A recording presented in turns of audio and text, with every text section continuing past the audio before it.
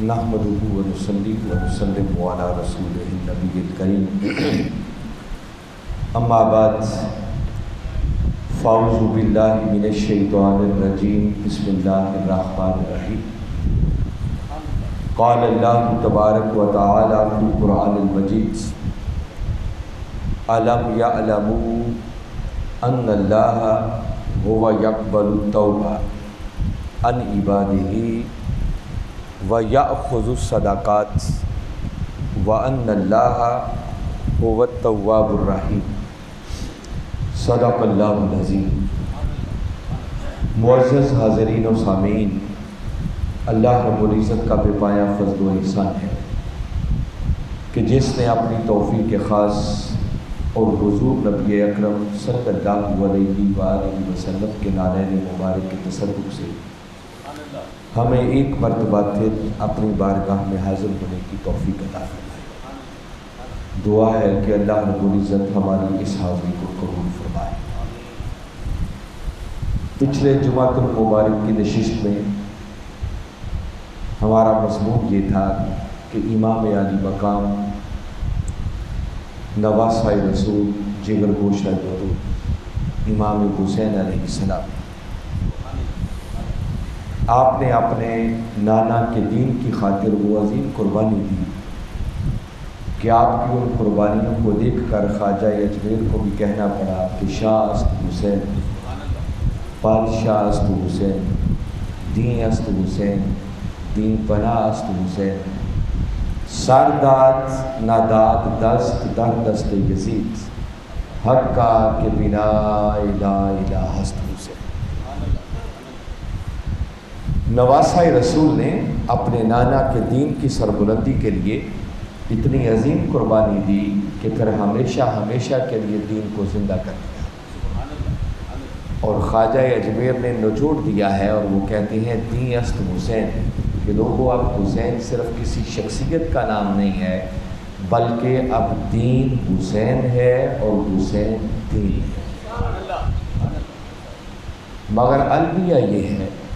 کہ آج ہم حسین کے ماننے والوں کا حال یہ ہے کہ حسین نے اپنا سب کچھ دے کر جس دین کو بچایا، آج ہمارے پاس اس دین پر عمل کرنے کے لیے بھی فرصت نہیں ہے، اور عمل کرنا تو بڑی دور کی بات ہے۔ اس دین کا اصل تصور، اس دین کا اصل کنسیپٹ اور دین کی بنیادی تعلیمات وہ بھی ہمارے ذہنوں میں دھندلا چکی ہیں، جس پر پچھلی پوری نشست میں نے بڑی تفصیل سے بات کی ہے کہ حسین نے سب کچھ دے کر جس دین کو بچایا اس دین کا نام ہے دین اسلام،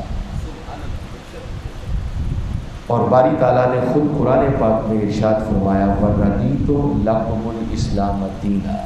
کہ میں نے جس دین کو تمہارے لیے منتخب کیا ہے، پسند کیا ہے، وہ دین کوئی اور دین نہیں بلکہ وہ دین دین اسلام ہے۔ کہیں فرمایا ان الدین عند اللہ الاسلام،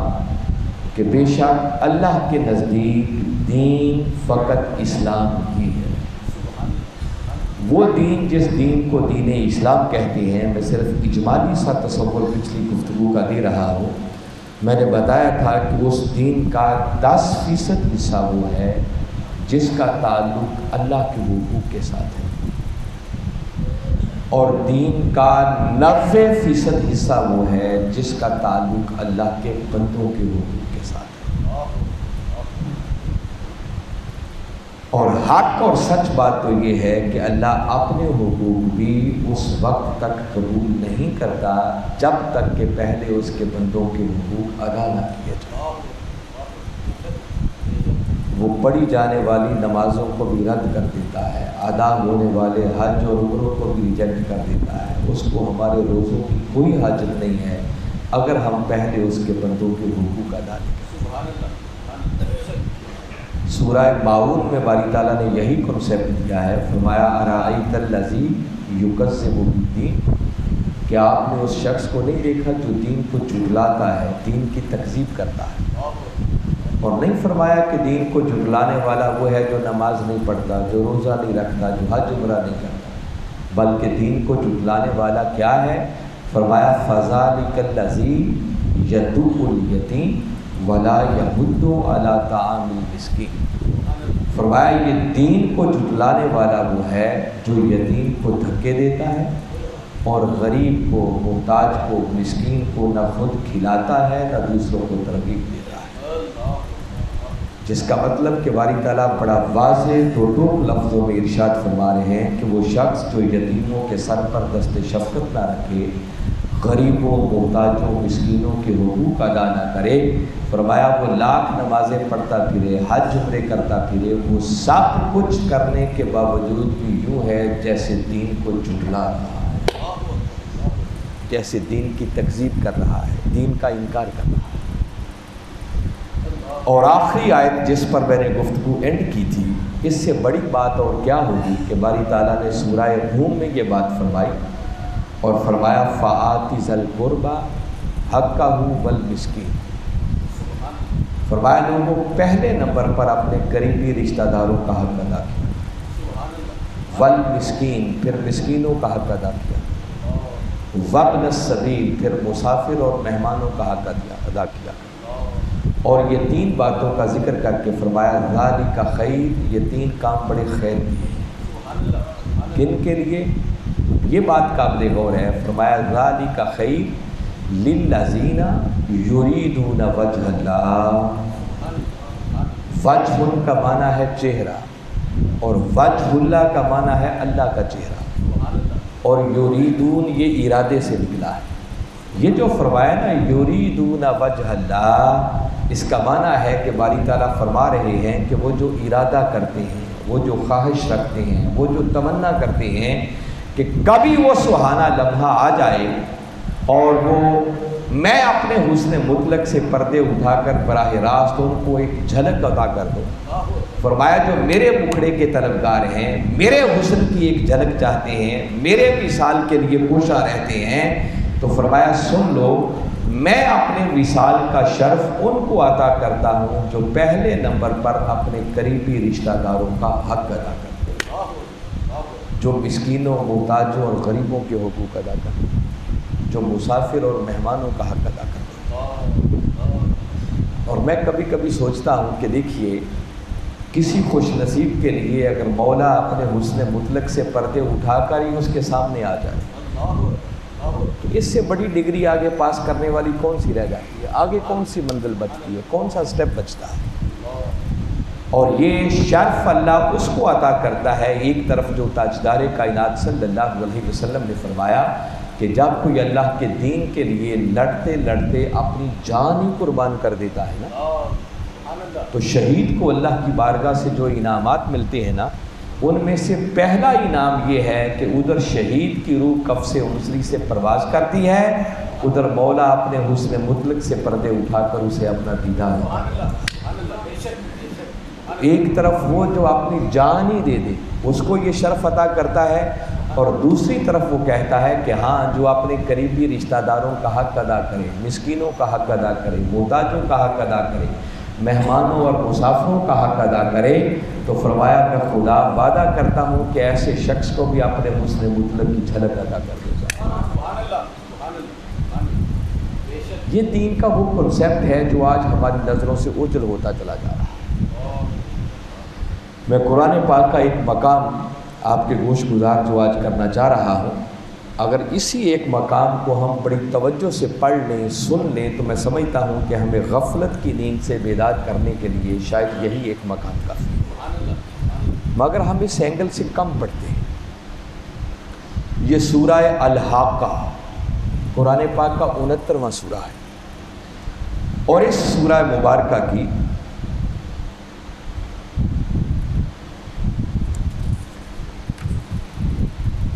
آیت نمبر 25 سے مضمون شروع ہو رہا ہے۔ یہاں باری تعالیٰ نے قیامت کے دن کا ایک منظر بیان کیا ہے۔ یہ واقعہ ابھی ہوا نہیں ہے، ہوگا قیامت والے دن، مگر یہ اللہ رب العزت کا اپنے محبوب مکرم صلی اللہ علیہ وسلم کی امت پر کرم ہے کہ جو کچھ قیامت والے دن ہونا ہے اس نے 14 صدیاں پہلے قرآن بنا کر اپنے محبوب پر نازل فرمایا۔ اور اس نے نازل اس لیے نہیں فرمایا کہ ہم پڑھ پڑھ کے انجوائے کریں کہ اچھا ایسا بھی ہوگا ایسا بھی ہوگا ایسا بھی ہوگا، بلکہ اس نے نازل اس لیے کیا ہے کہ ہم آج پڑھیں، سنیں، سمجھیں اور اس کے مطابق خود کو بدل کر اس قیامت والے دن اپنی کامیابی کا سامان کریں۔ یہ واقعات اس نے اس لیے بتایا۔ اب یہ واقعہ قرآن کا ہے، باری تعالیٰ قیامت کے دن کا منظر بیان کر رہے ہیں، اس لیے اپنے من کے کانوں سے اس ایمان اور یقین کے ساتھ سنیں کہ یہ اللہ کا قرآن ہے، جس میں اگر شک بھی کریں تو انسان کا ایمان ہی چلا جاتا ہے۔ میں زور دے کے متوجہ کر رہا ہوں کہ کوئی قصہ کہانی نہیں سنا رہا، آپ کو اللہ کا قرآن سنا رہا ہوں۔ فرمایا وہ قیامت کا دن جس دن لوگوں کو اعمال نامے مل رہے ہوں، کسی کو اعمال نامہ اس کے دائیں ہاتھ میں تھمایا جائے گا اور کسی کو اعمال نامہ اس کے بائیں ہاتھ میں تھمایا جائے گا۔ اب باری تعالیٰ نے یہاں پر بات کی، فرمایا وَأَمَّا مَنْ أُوتِيَ كِتَابَهُ بِشِمَالِهِ، فرمایا وہ شخص قیامت والے دن جس کو اس کا اعمال نامہ اس کے بائیں ہاتھ میں دیا جائے گا، فَيَقُولُ، جیسے ہی اس کو اعمال نامہ اس کے بائیں ہاتھ میں ملے گا تو وہ بندہ کہے گا یا لیتنی لم اوت کتابیہ، کاش آج مجھے میرا اعمال نامہ نہ دیا گیا ہوتا۔ اس دن بندے کی زبان سے جو جملے نکلیں گے نا، باری تعالیٰ نے وہ قرآن میں لکھ دیے۔ وہ بندہ کہے گا فیقول، وہ کہے گا یا لیتنی لم اوت کتابیہ، کاش مجھے یہ میرا اعمال نامہ نہ دیا گیا ہوتا، وَلَمْ أَدْرِ مَا حِسَابِيَهْ، اور میں جانتا ہی نہ ہوتا کہ میرا حساب کیا ہے۔ یا لیتہا کانت القاضیہ، کاش اس سے پہلے ہی موت نے میرا کام تمام کر دیا ہوتا، میں آج کے دن کو دیکھتا ہی نہ۔ ما اغنا عنی مالیہ، آج میرے مال نے بھی مجھے کوئی فائدہ نہیں دیا۔ حالانکہ انی سلطانیہ، آج مجھ سے میری قوت اور سلطنت بھی چھین لی۔ یہ حسرت برے جملے وہ کہہ رہا ہو، اور آگے قرآن کہتا ہے ادھر وہ یہ جملے کہے گا اور ادھر آواز آئے گی خذوہ، اس بدبخت کو پکڑو، فغلوہ، اور اسے توق پہنا دو، ثم الجحیم صلوہ، پھر اسے جہنم کی آگ میں دھونک ڈالو۔ یہ قیامت کے دن کا منظر ہے جو باری تعالیٰ بیان کر رہے ہیں۔ وہ دعائی دے رہا ہوگا کہ کاش مجھے میرا اعمال نامہ نہ دیا گیا ہوتا، میں نے اپنے حساب کو جانا ہی نہ ہوتا کہ میرے حساب میں کیا ہے، موت نے اس سے پہلے ہی میرا کام تمام کر دیا ہوتا، آج میرے مال نے مجھے کوئی فائدہ نہیں دیا، مجھ سے میری قوت اور سلطنت بھی چھین لی گئی۔ وہ یہ دعائی دے رہا ہوگا اور ادھر سے آرڈر ہو جائے گا خذوہ فغلوہ، اسے پکڑو، اسے توق پہنا دو، ثم الجحیم صلوہ، اور پھر اسے جہنم کی آگ میں دھونک ڈالو، ثم فی سلسلۃ ذرعها 70 ذراعا فاسلکوہ، حکم ہوگا کہ فرشتوں اسے 70 ہاتھ لمبی زنجیروں میں جکڑ ڈالو۔ کبھی قرآن کو اس اینگل سے بھی پڑھنا چاہیے۔ قرآن کی یہ آیتیں بھی وہ ہیں کہ جس کا ایک ایک حرف پڑھیں تو ان پر بھی 10 نیکیاں ملتی۔ باری تعالیٰ ان کے ذریعے بھی کوئی میسیج اور پیغام دینا چاہ رہے ہیں، ہمیں غفلت سے بیدار کرنا چاہ رہے ہیں۔ فرمایا جائے گا اسے 70 لمبی ہاتھ میں زنجیروں میں جکڑ ڈالو۔ بندہ حیران ہو کے سوچتا ہے کہ اس بیچارے نے جرم کیا کیا تھا، کس جرم کی پاداش پہ اس کی پکڑ ہو گئی، اس کی گرفت ہو گئی اور اس کو جہنم کی آگ میں ڈالا جائے گا۔ اور ایسے سخت جملے اس کے لیے باری تعالیٰ ارشاد فرمائیں گے۔ آگے باری تعالیٰ نے اس کا جرم بتایا ہے، یہ بڑی توجہ سے سننے والا ہے۔ آگے باری تعالیٰ نے ارشاد فرمایا اِنَّهُ كَانَ لَا يُؤْمِنُ بِاللَّهِ الْعَظِيمِ، فرمایا یہ وہ شخص ہے جس کا اس عظمتوں والے اللہ پر ایمان نہیں تھا۔ اچھا، ایک تو اس کا معنی یہ ہے نا کہ وہ جیسے کافرین ہوتے ہیں، اللہ کو مانتے نہیں ہیں، اللہ کا انکار کرتے ہیں، مگر یہاں اس سے مراد وہ نہیں ہے، یہاں اس سے مراد کلمہ پڑھنے والے اور اپنی زبان سے اس کو ماننے کا اقرار کرنے والے، کیونکہ اگلا جملہ بڑا خاص آ رہا ہے وہ جو باری تعالیٰ نے فرمایا نا کہ اس کا عظمتوں والے رب پر اللہ پر یقین نہیں تھا، ایمان نہیں تھا، آگے اس کی شرح قرآن نے خود کر دی، اگلی آیت کریمہ میں اس کی تفسیر دے دی، فرمایا وہ ایمان کیوں نہیں تھا؟ ایمان اس لیے نہیں تھا وَلَا يَحُضُّ عَلَىٰ طَعَامِ الْمِسْكِينِ۔ آگے پوری صورت کو پڑھ لیں، یہ جتنے سخت جملے آپ نے پیچھے سنے ہیں یہ کس کے لیے ہیں؟ اس شخص کے لیے جس کا ایک ہی جرم تھا کہ وہ مسکین کو کھلاتا نہیں تھا۔ وَلَا يَحُضُّ عَلَىٰ طَعَامِ الْمِسْكِينِ، غریب کو، مسکین کو، حاجت مند کو، بھوکے کو نہ خود کھلاتا تھا نہ دوسروں کو ترغیب دیتا تھا۔ آگے جرم ہی کوئی نہیں اور بیان، ایک ہی بات ہے۔ فرمایا اگر میری ذات پر اس کا یقین ہوتا، ایمان ہوتا، پختہ دل سے مجھے مانتا ہوتا تو کبھی اس کا عمل ایسا نہ ہوتا۔ جب میں نے قرآن بھیج دیا تھا تو آیتوں کو پڑھتا، اس کو سمجھ آتی کہ میرا منشا کیا ہے، اور میں نے تو اعلان کر دیا تھا کہ لاکھ کلمے پڑھتے پھریں، نمازیں پڑھتے پھریں، حج عمرے کرتے پھریں، اگر یتیم کے سر پر دست شفقت نہیں رکھتے، غریبوں محتاجوں کا حق ادا نہیں کرتے، تو سب کچھ کرنے کے باوجود بھی یوں ہے جیسے دین کا انکار ہو رہا ہے، دین کی تکذیب۔ یہ قیامت کے دن کا منظر ہے جو باری تعالیٰ نے بیان کیا ہے۔ فرمایا یہ مسکین کو، محتاج کو کھلاتا نہیں تھا، ترغیب نہیں دیتا تھا، تو پھر کیا ہوگا؟ فرمایا فَلَيْسَ لَهُ الْيَوْمَ هَاهُنَا حَمِيمٌ، آج قیامت کے دن اس کا کوئی گرم جوش دوست نہیں ہوگا، اس کو گلے لگانے والا کوئی نہیں ہوگا، اس کو ویلکم کہنے والا کوئی نہیں ہوگا۔ وَلَا طَعَامٌ إِلَّا مِنْ غِسْلِينَ، اور آج اس بد نصیب کے لیے سوائے پیپ کے اور کوئی کھانا نہیں ہے ہمارے پاس، جو آج یتیم کو نہیں کھلاتا، جس کو اللہ نے نواز رکھا ہے، بہت کچھ دے رکھا ہے۔ فرمایا جب یہ دنیا میں نہیں کھلاتا تھا تو جہنم والے دن ہمارے پاس اس کی مہمانی کے لیے سوائے پیپ کے اور کچھ نہیں ہوگا۔ لا یأکلہ الا الخاطئون، اور فرمایا یہ پیپ وہ کھانا اور غذا ہے جو صرف خطا کاروں کے لیے، گناہ گاروں کے لیے۔ یہ میں نے ایک منظر بیان کیا ہے، کبھی اس کو گھر جا کے پھر پڑھیں۔ یہ سورہ الحاقہ قرآن پاک کا 69واں سورہ ہے، ذرا دھیان سے ترجمے کے ساتھ ان آیتوں کو پڑھیں کہ باری تعالیٰ نے یہ مضمون کیوں بیان کیا قرآن پاک میں۔ اس لیے کہ ہم پڑھ پڑھ کے انجوائے کریں کہ ایسا بھی ہوگا؟ نہیں، وہ بتانا چاہتا ہے، یہ اس کا اپنے محبوب کی امت پر کرم ہے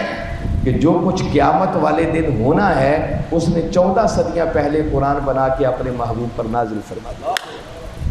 تاکہ ہم اسے پڑھیں، اسے سنیں، اسے سمجھیں اور غفلت کی نیند سے بیدار ہو جائیں اور اس قیامت والے دن کی کامیابی کی کچھ تیاری کریں۔ اور جن کو یہ بات سمجھ آ جاتی ہے، راز آ جاتا ہے، پھر ان پر تو کرم کے دروازے کھل جاتے ہیں۔ باری تعالیٰ نے سورہ منافقون 63واں سورہ ہے قرآن پاک کا، وہاں ایمان والوں کو ایک اور انداز سے جوڑا، اور باری تعالیٰ نے یہاں پر ارشاد فرمایا، ایمان والوں کو خطاب کیا، فرمایا یا ایھا الذین آمنوا۔ میں نے پہلے بھی بتایا تھا کہ جہاں کہیں بھی قرآن کے یہ کلمات آ جائے نا اور باری تعالیٰ یوں فرمائیں کہ اے ایمان والو، تو مت سمجھا کرو بات کسی اور سے ہو رہی ہے، نہیں، بس یوں سمجھا کرو کہ باری تعالیٰ یہاں مجھ سے خطاب کر رہا ہے۔ آج ایمان کا دعوے دار تو میں ہوں نا، تو باری تعالیٰ مجھے مخاطب فرما رہے ہیں، مجھ سے بات کر رہے ہیں۔ فرمایا اے ایمان والو، کلمہ پڑھ کے دائرہ ایمان میں آ جانے والوں اور اپنی زبان سے میری توحید کے ڈنکے بجانے والوں، فرمایا لا تلہکم اموالکم ولا اولادکم عن ذکر اللہ، کیا تمہارے مال اور تمہاری اولاد کہیں تمہیں اللہ کے ذکر سے غافل نہ کر۔ یہ جو دن رات مال جوڑنے میں لگے رہتے ہو، جمع کرنے میں لگے رہتے ہو، ہرس میں رہتے ہو، یہ بھی مل جائے، یہ بھی مل جائے، یہ بھی بن جائے، یہ بھی بن جائے، فرمایا کہیں یہ تمہاری ہرس، یہ تمہارا لالچ تمہیں اللہ کی یاد سے غافل نہ کر دے۔ وَمَن يَفْعَلْ ذَلِكَ فَأُولَٰئِكَ هُمُ الْخَاسِرُونَ، اور جو ان کاموں کی وجہ سے میری یاد سے غافل ہو جاتے ہیں، فرمایا حقیقت میں یہی وہ بد نصیب ہیں جو گھاٹے والے ہیں، خسارے والے ہیں۔ اتنی بات کر کے اب رونگٹے کھڑی کر دینے والی بات ہے جو باری تعالیٰ نے آگے بات کی، وہی ایمان والوں سے خطاب ہے۔ آگے فرمایا وَأَنفِقُوا مِمَّا رَزَقْنَاكُمْ مِن قَبْلِ أَن يَأْتِيَ أَحَدَكُمُ الْمَوْتُ۔ فرمایا ایمان والو قبل اس کے کہ تمہاری موت کا وقت آ جائے، اس وقت کے آنے سے پہلے پہلے ہمارے دیے ہوئے رزق میں سے خرچ کر دو۔ اور یہ جملہ خاص ہے، فرمایا نا مما رزقناکم، باری تعالیٰ نے یہ سلجھن کو بھی دور کیا، فرمایا جو کچھ تمہارے پاس ہے یہ تمہاری محنت کا نتیجہ نہیں ہے کہ تم سمجھتے پھرو کہ میرے پاس بڑی صلاحیتیں ہیں، میرے پاس بڑا نالج ہے، اللہ نے مجھے بڑی سمجھ اور شعور عطا کیا ہے، میں بڑی محنت سے کماتا ہوں۔ فرمایا تمہارا کمال نہیں ہے، صرف ایک تمہیں صحت کی نعمت ہی نہ دیتا نا تو میں دیکھتا تم کیسے کما لیتے ہو، تمہاری آنکھوں کی بینائی چلی جاتی تو دیکھتا تم کیا کر لیتے ہو، تمہیں ایک عضو سے ہی محروم کر دیا جاتا تو دیکھتا تم کیسے کما لیتی ہو۔ فرمایا مما رزقناکم، جس کے پاس جو کچھ بھی ہے فرمایا جان لو وہ ہمارا دیا ہوا ہے، تمہارا کچھ نہیں ہے، دیا بھی ہم نے ہے، لے بھی ہم نہیں لینا، مگر کتنا کریم ہے وہ دے کے پھر کہتا ہے کہ لوگوں قبل اس کے کہ تمہارا آخری وقت آ جائے، بلاوا آ جائے، موت کا وقت آ جائے، آج وقت ہے میرے دیے ہوئے میں سے میری راہ میں خرچ کر دو۔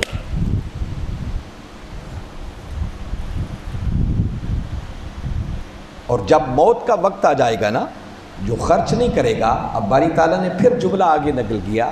وہ اس وقت حسرت بری زبان سے جب موت کے فرشتے کو اپنی آنکھوں کے سامنے دیکھے گا نا تو بے ساختہ چلائے گا، بول اٹھے گا، فیقول،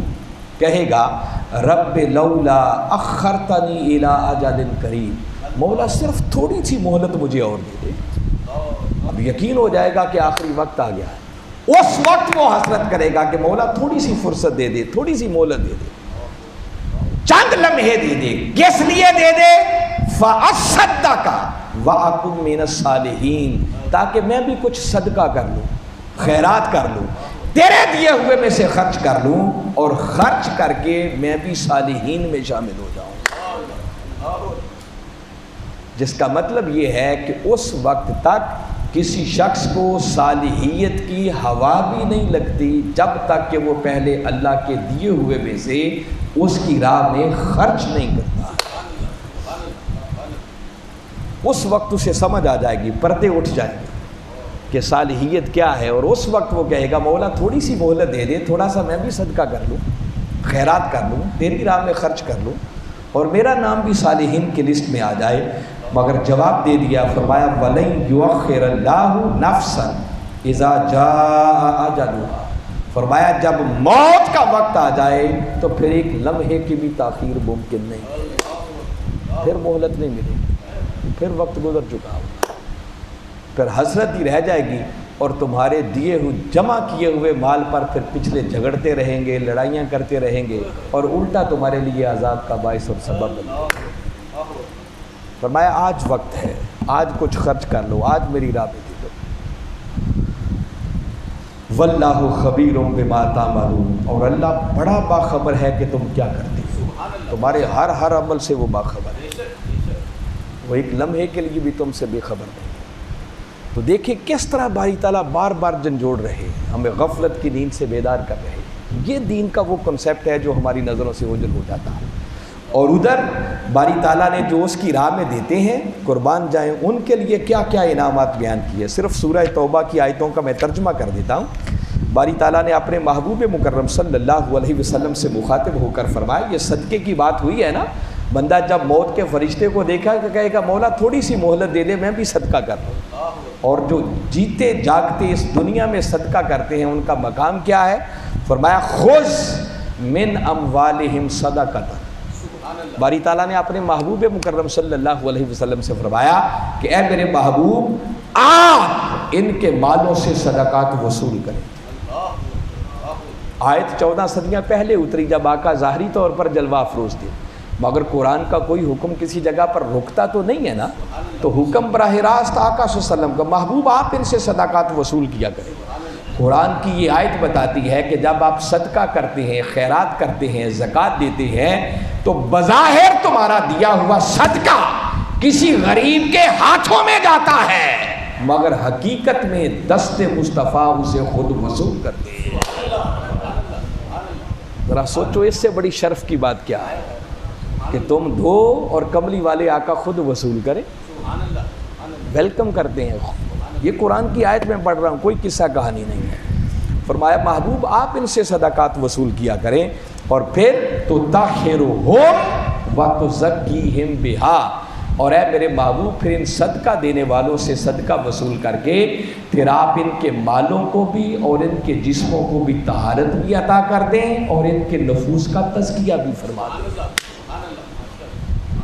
صدقہ آپ نے دیا، غریب کے ہاتھوں میں چلا گیا، وصول میرے آقا نے کیا، اور باری تعالیٰ اپنے محبوب سے فرما رہے ہیں محبوب آپ ان کے مالوں اور جسموں کو طہارت عطا کر دیں، آپ ان کے نفوس کا تزکیہ کر دیں۔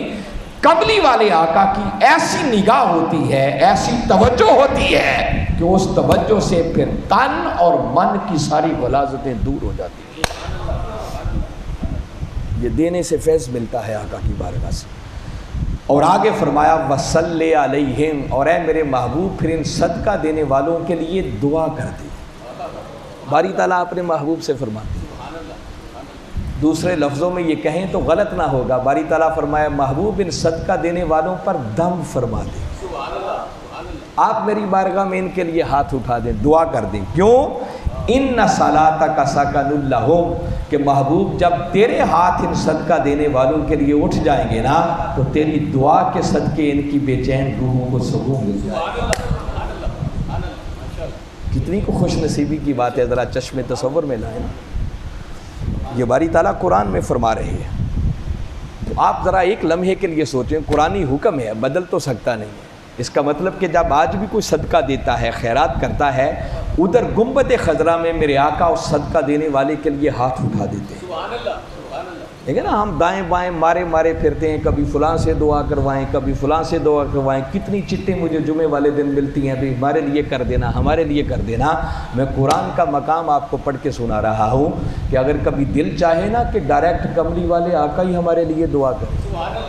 تو آقا آج بھی کرتے ہیں، مگر کس کے لیے؟ جو ان کی غریب امت پر اللہ کے دیے ہوئے مال میں سے خرچ کرتے ہیں، جو صدقہ کرتے ہیں، خیرات کرتے ہیں۔ اور پھر سوچیں، جس خوش نصیب کے لیے میرے آقا کے ہاتھ اٹھ جائیں، کوئی کمی رہ جائے گی؟ کوئی اور غیرے کی تو دعا رد ہو سکتی ہے، مگر میرے آقا کی زبان اقدس سے نکلی ہوئی دعا رد ہو سکتی؟ کوئی امکان ہی نہیں۔ جس خوش نصیب کے لیے آقا کے ہاتھ اٹھ گئے اس کی تو دنیا بھی سنور گئی، اس کی تو آخرت بھی سنور گئی۔ اور میں کبھی کبھی سوچتا ہوں کہ دیکھیں نا، ہمارے اقبال باجوہ صاحب بیٹھے ہیں، یہ اللہ کی راہ میں کوئی صدقہ کریں، خیرات کریں، آقا وصول فرمائیں گے، اور قرآنی حکم ہے کہ محبوب پھر ان کے لیے دعا کر دیں۔ تو ذرا سوچیں، جب آقا آج بھی گنبد خضرا میں ان کے لیے دعا کریں گے، تو جب دعا کرنے لگیں گے تو میرے آقا کا دھیان، میرے آقا کی توجہ ان کی طرف ہوگی یا نہیں ہوگی؟ وہ ہماری طرح تو دعا نہیں کریں گے نا، تو کر دعا رہے ہیں، سوچ کچھ اور رہے ہیں۔ جب وہ دعا کریں گے تو ادھر دعا کے لیے ہاتھ اٹھیں گے، میرے آقا کی پوری توجہ اقبال باجوہ کی طرف ہو جائے گی، اور جس کی طرف میرے آقا کی توجہ ہو گئی پھر کوئی مائی کا لال اس کا کچھ بگاڑ نہیں سکتا ہے۔ دنیا ادھر سے ادھر ہو سکتی ہے، اس کے پائے استقامت میں لغزش نہیں آ سکتی، پھر اس کی دنیا بھی سنور جاتی ہے اور اس کی آخرت بھی سنور جاتی ہے۔ اور اگلی آیت جو میں نے آج گفتگو کے عنوان کے طور پر پڑھی تھی، اس پر اینڈ کر رہا ہوں۔ یہاں تک تو بات ہے نا کہ جب آپ دیتے ہیں تو آقا وصول کرتے ہیں، باری تعالیٰ نے حد ہی مکا دی ہے۔ آگے فرمایا علم یا علم، محبوب کیا یہ لوگ جانتے نہیں ہیں ان اللہ ہوا یقبل التوبہ عن عبادہ، کہ بے شک وہ اللہ ہی ہے جو اپنے بندوں کی توبہ قبول کرتا ہے۔ اور یہ بات کر کے آگے فرمایا وَيَأْخُذُ الصَّدَقَاتِ، محبوب کیا یہ جانتے نہیں ہیں کہ وہ اللہ ہی ہے جو اپنے بندوں سے صدقات وصول کرتا ہے۔ وہ تو بات تھی نا کہ رسول وصول کرتا ہے، اب باری تعالیٰ نے اپنا نام لے دیا، فرمایا ادھر کوئی شخص جب صدقہ کرتا ہے، خیرات کرتا ہے، بظاہر وہ کسی غریب کے ہاتھوں میں دیتا ہے، مگر حقیقت میں وہ مولا خود اپنے دست قدرت سے وصول کرتا ہے۔ اس سے بڑے کرم کی بات بندے پر کیا ہو سکتی ہے؟ آپ دیں اور رسیو اور وصول اللہ کرے اور اس کا رسول کرے تو اندازہ کریں وہ خوش کتنے ہوں گے، پھر ان کے کرم کے دروازے بندے پر کتنے کھلتے ہیں۔ یہ ساری باتیں سنانے کا مقصد یہ ہے، آپ کو پھر متوجہ کر رہا ہوں، الرٹ کر رہا ہوں کہ اس وقت ایک امتحان تو ہمارے ان بھائیوں کے لیے ہے جو سیلاب سے متاثر ہوئے کہ نعمتیں چھن گئی، اولاد سیلاب کی نظر ہوگی، کئیوں کے والدین نہیں مل رہے، بے یار و مددگار کھلے آسمان کے نیچے بیٹھے ہوئے، وہاں لوٹنے والوں کی بھی کمی نہیں ہے مگر پریشان حالوں کی بھی کمی نہیں، پوری بستیاں تباہ ہو گئی۔ شاید گھر بیٹھ کر جو ہم ٹی وی پہ دیکھتے ہیں، موبائل پہ دیکھتے ہیں، ہمیں اندازہ نہیں ہوتا ہے کہ تباہی کتنی ہوئی ہے۔ پوری بستیاں نیست و نابود ہو گئی۔ چند گھر جو کھڑے ہیں، اب جیسے جیسے پانی نیچے جا رہا ہے، دھوپ نکل رہی ہے، وہ بھی گرتے جا رہے ہیں، اور جو ہیں وہ رہنے کے قابل ہی نہیں بچے۔ ان میں کئیوں کے والدین چلے گئے، بیچارے یتیم ہو گئے، کئیوں کے گھر اجڑ گئے، بچیوں کے جہیز کے سامان کتنے شوق سے والدین بناتے، سیلاب کی نظر ہو گئے، سب کچھ بچے کچھ نہیں۔ تو وہاں یتیم بھی ہیں، حاجت مند بھی ہیں، مسکین بھی ہیں، غریب بھی ہیں، فقراء بھی ہیں۔ ایک تو ہوتے ہیں نا پیشہ ور مانگنے والے، وہ پیشہ ور مانگنے والے نہیں ہیں، اس وقت وہ لوگ ہماری مدد کے محتاج ہیں جو اپنی محنت سے کمانے والے تھے۔ زمینوں میں پانی کھڑا ہے، معلوم نہیں ہے کب دوبارہ فصل کے قابل ہوں، وہی ان کا روزگار تھا، وہی محنت مزدوری کرتے تھے، کب پانی خشک ہوگا، کب گھر بنیں گے، دوبارہ جا کر ری سیٹل ہوں گے اور اپنے گھروں میں ٹھہریں گے، کتنا وقت لگ جائے گا۔ پھر وہاں پر ان حالات کی وجہ سے بیماریاں کتنی پیدا ہو گئی۔ ان حالات کے اندر جہاں ان کا امتحان ہے کہ جب اس طرح نعمتیں چھن جائیں تو وہ اپنے مولا کی رضا پر راضی رہتے ہیں یا نہیں رہتے، صبر کا دامن تھام کے رہتے ہیں یا نہیں رہتے۔ اور ساتھ دوسرا امتحان ہمارا ہے کہ کیا ہم اس مشکل گھڑی میں اپنے ان بھائیوں کی مدد کرتے ہیں یا نہیں کرتے ہیں۔ خدا کبھی کسی کو دے دے کر آزماتا ہے اور کسی سے نعمتیں چھین کر آزماتا ہے۔ جب نعمتیں چھن رہی ہوں تو کامیاب وہ ہے جو صبر کا دامن نہ چھوڑے،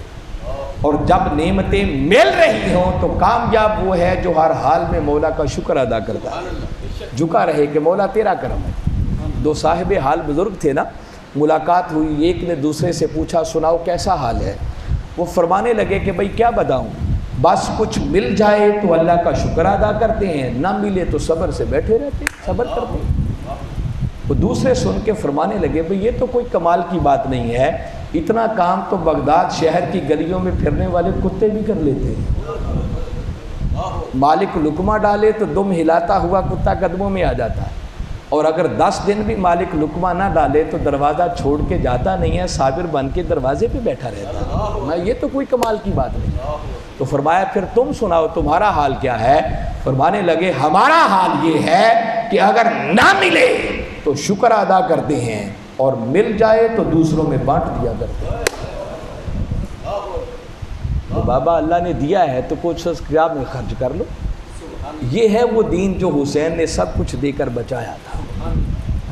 آج دین کا یہ تصور ہماری نظروں سے اوجھل ہوتا چلا جا رہا ہے۔ الحمدللہ اس مقصد کے لیے جہاں دیگر بہت سارے لوگ کام کر رہے ہوں گے، منہاج ویلفیئر فاؤنڈیشن اپنے تمام تر صلاحیتوں کے ساتھ میدان عمل میں ہے۔ ہمارے قائدین، ہمارے رفقاء، ہمارے اراکین ملک پاکستان کے اندر سے بھی اور باہر سے، توسا کے اندر، رجحان کے اندر، فاضل پور کے اندر، راجن پور کے اندر، پھر سندھ میں، بلوچستان میں، جہاں جہاں سیلاب سے متاثر ہیں، اپنی بساط اور اپنے وسائل میں رہتے ہوئے کم و بیش کوئی 1000 کے لگ بھگ خاندانوں کو سیٹل کرنے کے لیے منہاج ویلفیئر فاؤنڈیشن میدان عمل میں خیمہ بستیاں آباد کر دی گئی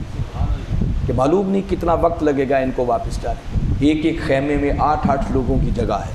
اب وہاں پر ان کی رہائش کا انتظام ہے، ان کے کپڑوں کا انتظام ہے، ان کے کھانے پینے کا انتظام ہے، ان کی میڈیسن کا انتظام ہے، ان کے لیے ڈاکٹرز کا اہتمام کیا جا رہا ہے۔